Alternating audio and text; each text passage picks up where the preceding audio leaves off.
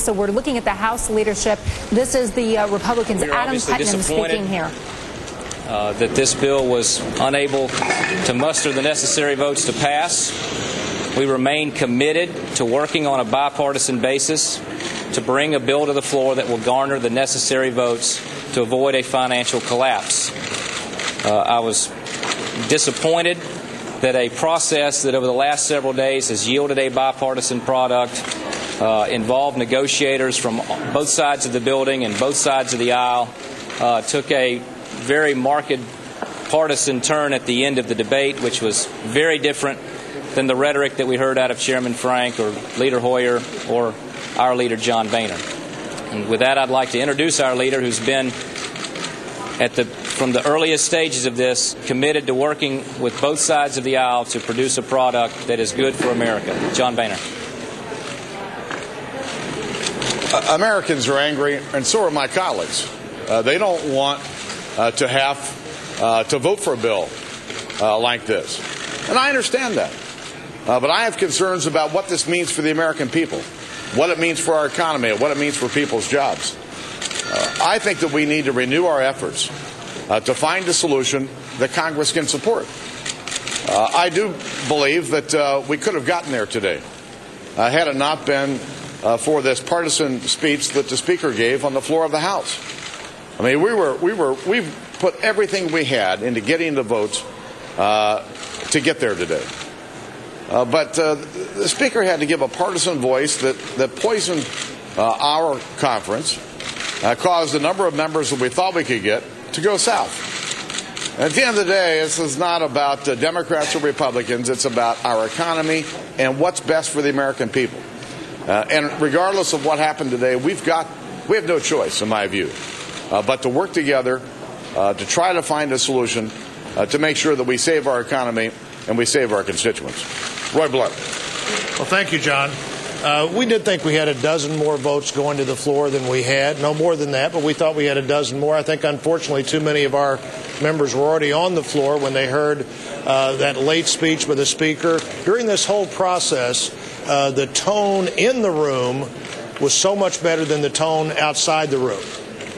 We worked together well to try to come up with a compromise that could pass today, that the President could sign, that would do what needs to be done in the economy.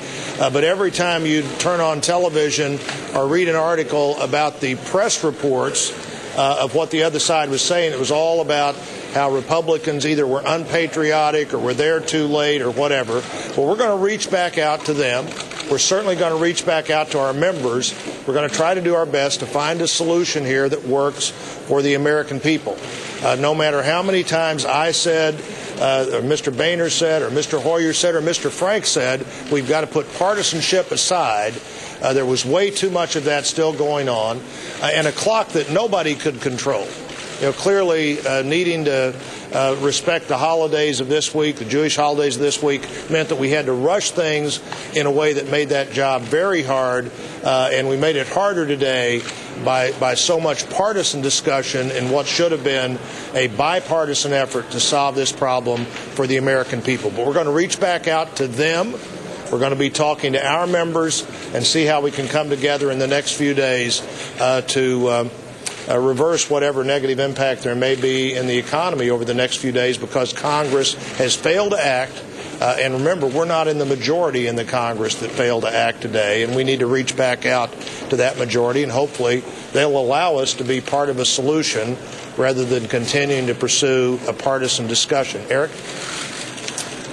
Right here is the reason I believe why this vote failed. And this is Speaker Pelosi's speech that frankly struck the tone of partisanship that frankly was inappropriate in this discussion. There were several meetings day in and day out of members on both sides of the aisle trying to get up to speed on this issue of the economy and of the capital markets, and frankly a lot of agreement. And I think that this is a case of a failure of Speaker Pelosi to listen not only to her members, but certainly to our members and the common bonds that brought our members together on this very, very important issue facing the American people. This is not a partisan crisis. This is an economic crisis facing everyone in this country. And to look at the votes today, 94 Democrats voted no. 94.